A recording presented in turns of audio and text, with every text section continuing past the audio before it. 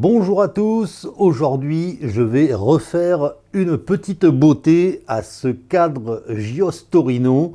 Alors c'est un modèle de 1979, c'est très facilement reconnaissable parce que il a les fameuses médailles sur la fourche et le frein avant est un frein avant à axe long. Alors il faut savoir qu'en 78 il y avait des fourches chromées, en 79 apparaissent les fourches avec les médailles, et en 1980, là on est sur des freins à axe court, c'est-à-dire que l'écrou, la sorte d'écrou cheminé est noyé dans la fourche.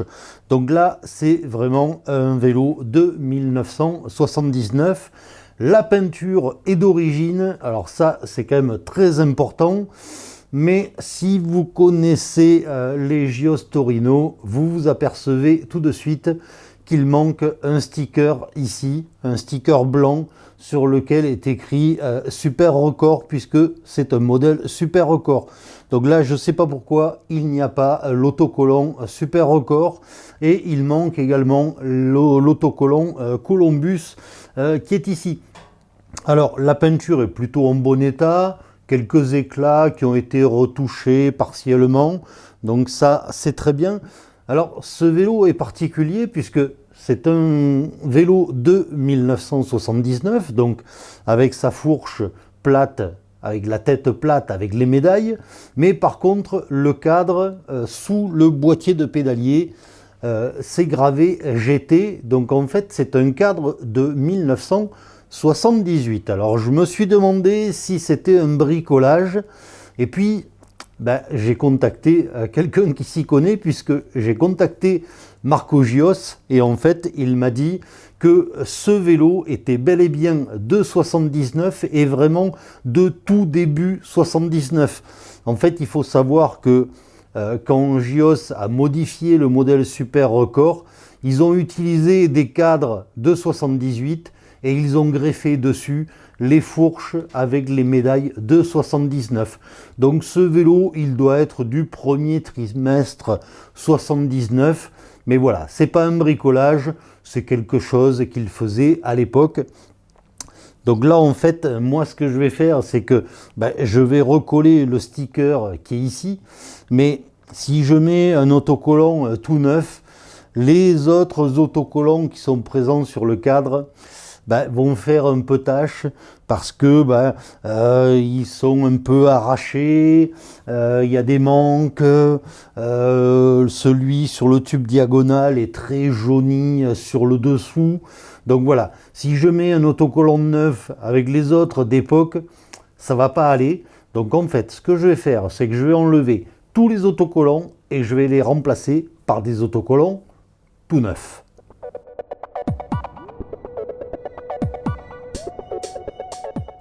La première chose à faire avant d'enlever les autocollants, puisque bien sûr pour coller les nouveaux, on va enlever les anciens, tout d'abord on va prendre des mesures pour connaître exactement la position des autocollants. Pour connaître cette position, on va se servir en fait de la pointe du raccord et on va positionner notre réglé à la pointe du raccord, ici. Et là, on s'aperçoit qu'on a 70 mm. Alors, le mieux, c'est quand même de faire une photo avec votre téléphone. Voilà. Et puis, surtout, vous conservez bien cette photo. Vous pouvez également mesurer la distance entre l'autocollant et le plot du porte-bidon. Mais déjà, si vous avez la distance ici entre l'autocollant et la pointe du raccord, comme ça, vous savez exactement où vous devrez positionner le nouvel autocollant.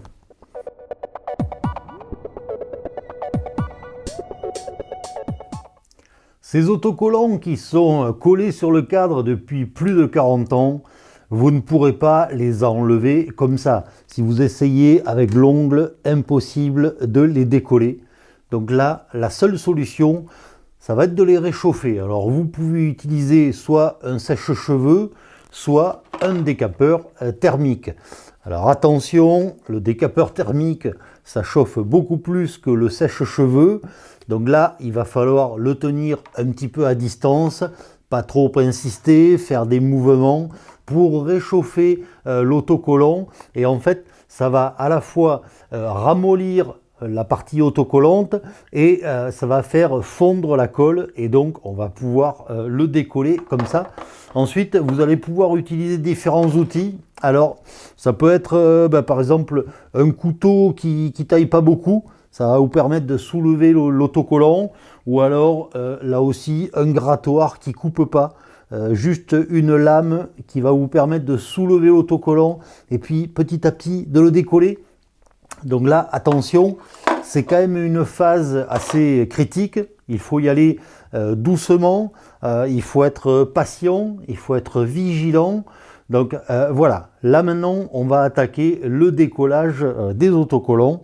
Donc ça, c'est quand même une partie un petit peu compliquée. Donc attention, si vous débutez, il faut faire vraiment gaffe.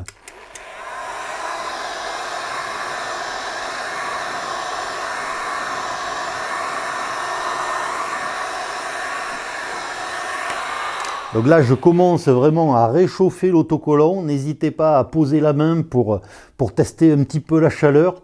L'idée, c'est de ramollir l'autocollant et pas d'abîmer la peinture. Il ne s'agit pas de décaper le cadre.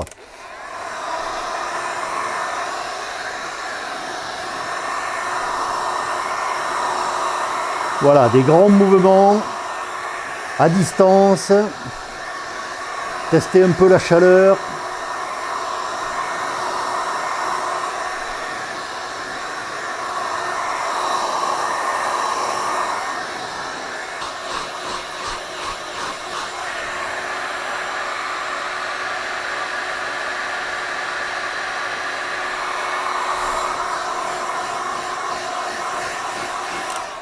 Alors là, ça fait 5 minutes que je chauffe et j'essaye de décoller. Et là, vous voyez que ça commence à se décoller tout doucement. Donc je ne vais pas chauffer plus, je vais chercher à en décoller le maximum. Voilà. Donc là, petit à petit, ça se décolle. Donc voilà, comme je vous ai dit, faut pas s'énerver, faut être patient, faut y aller doucement. Et je peux vous dire que la colle est de bonne qualité parce que cet autocollant, voilà, ça fait bientôt 45 ans qu'il a été collé et il tient bien le bougre. Hein. Et voilà, on arrive petit à petit à le peler sur le cadre. Voilà, là j'ai déjà dégagé ça. Voilà. Alors tant que ça vient, je chauffe pas plus. Voilà. Là maintenant, j'ai de la prise, donc c'est bien. Je vais pouvoir essayer de faire le tour petit à petit. Bon là, le sticker est déchiré. Mais voilà, ça commence à bien s'enlever. Tant que ça vient, c'est bon, je chauffe pas plus. L'avantage, c'est que comme ça chauffe aussi le cadre, il y a un peu d'inertie thermique. Donc, ça permet de garder la colle un peu fondue.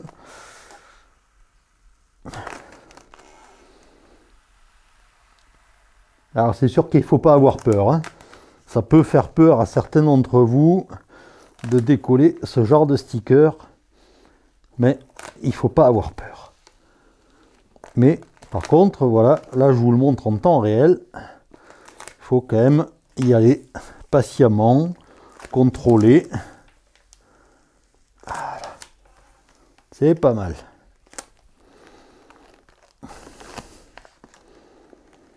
Et voilà, on est venu à bout du premier sticker.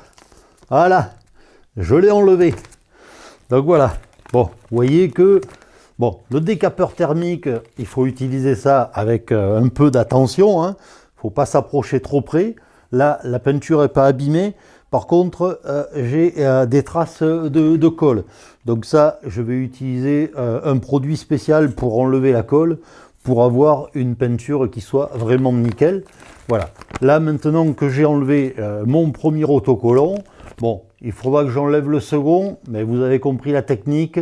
On chauffe, on essaye de décoller un petit côté, et puis petit à petit, on enlève tout l'autocollant. Maintenant que j'ai enlevé ce premier autocollant, ben on va voir ce qu'il faut faire pour coller les nouveaux.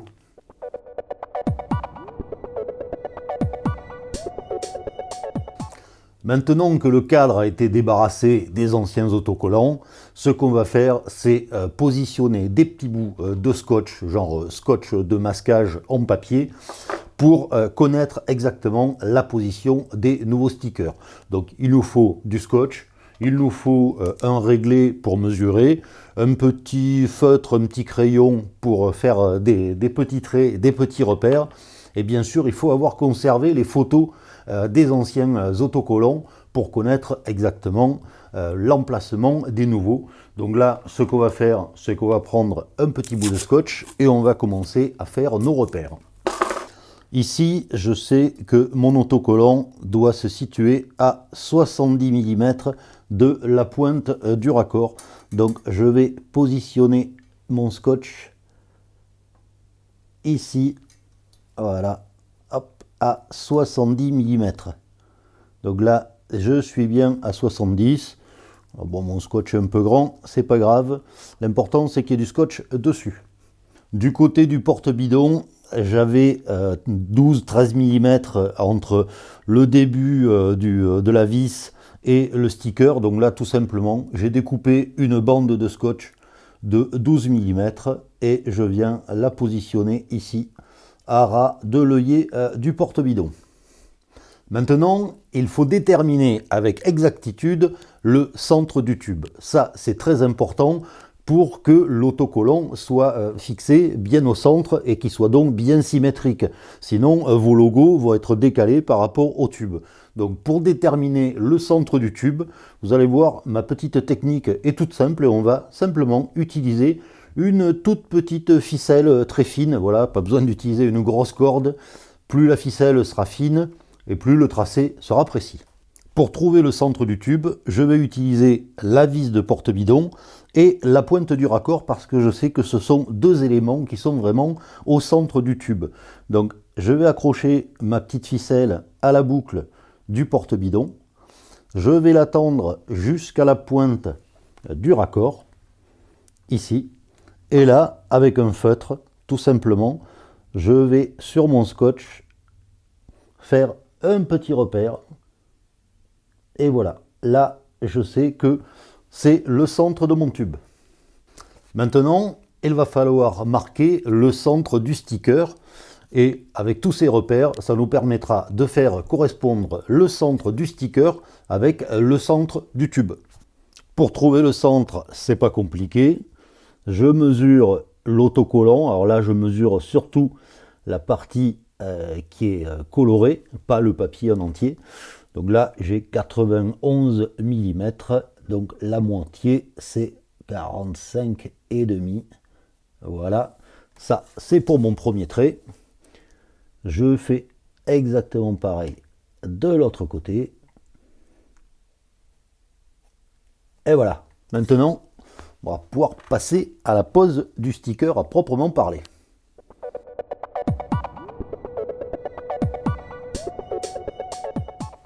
Coller les stickers, c'est vraiment l'étape la plus compliquée de toute cette opération. Parce qu'une fois le sticker collé, vous ne pourrez pas le décoller pour le repositionner. Alors il faut savoir qu'il y a deux techniques pour poser des autocollants. Il y a la technique à sec, c'est-à-dire qu'on va directement poser l'autocollant sur le cadre. Et la deuxième technique, c'est la technique à l'eau. Donc moi, c'est la technique que je vais utiliser et que je trouve la plus adaptée aux débutants. L'avantage de la pose avec de l'eau, c'est que vous allez pouvoir repositionner votre autocollant si vous vous êtes un peu loupé. Alors pour ça, on va utiliser un petit pulvérisateur, genre pulvérisateur pour laver les vitres, dans lequel on met de l'eau et quelques gouttes de savon liquide ou de liquide vaisselle. Pas besoin d'en mettre beaucoup. Voilà, il faut que ça soit une eau légèrement savonneuse. L'intérêt, c'est que quand on va pulvériser ça sur le tube et qu'on va coller le sticker, il ne va pas adhérer tout de suite. Donc on va pouvoir le bouger un petit peu.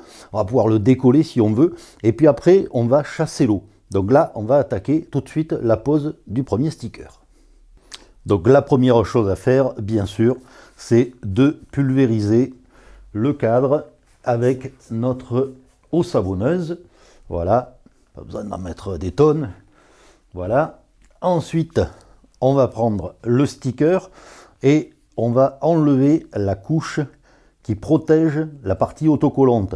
Cette partie ici, c'est la couche de positionnement qu'on enlèvera à la fin. Donc là, on enlève la protection de l'autocollant et c'est là maintenant que ça se corse. Donc, l'idée, ça va être de mettre les petits repères en face les uns des autres. Donc ici, j'ai mon premier repère. Voilà. Il faut aligner les planètes. Et là, j'ai mon second repère. Je vérifie, ça va, je suis en place. Donc là, ce que je vais faire, c'est que je vais coller vraiment le centre de l'autocollant sur l'arête du tube. Et petit à petit, je vais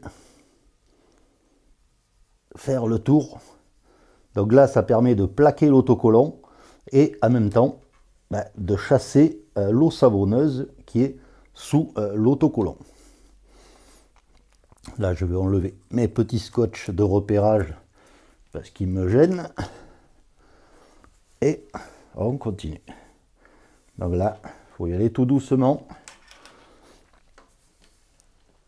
Voilà. Ok. Donc là, j'ai fait la moitié du tube. Ça, c'est pas mal. Et vous voyez que si je veux, je peux décoller le sticker parce qu'il y a quand même encore de l'humidité dessous. Donc là, maintenant que j'ai fait un côté, je vais pouvoir faire l'autre. Alors je vais commencer à enlever la couche de positionnement, sinon ça va chevaucher au moment où ça va se raccorder. Voilà. Et je continue de maroufler, c'est-à-dire de bien écraser le sticker sur le tube. Et en même temps, ça permet de chasser l'eau. Alors, c'est là que on voit si on a bien travaillé, c'est si la jonction du sticker tombe bien l'une en face de l'autre, puisque là, on a un sticker qui fait le tour du cadre. Là, j'ai plaqué mon sticker. Je peux donc enlever cette couche de positionnement. C'est un papier légèrement adhésif. Voilà. Et voilà le travail. Donc là, je contrôle quand même. J'essaye de chasser le plus d'eau possible. Avec un petit chiffon, je vais pouvoir sécher tout ça. Voilà.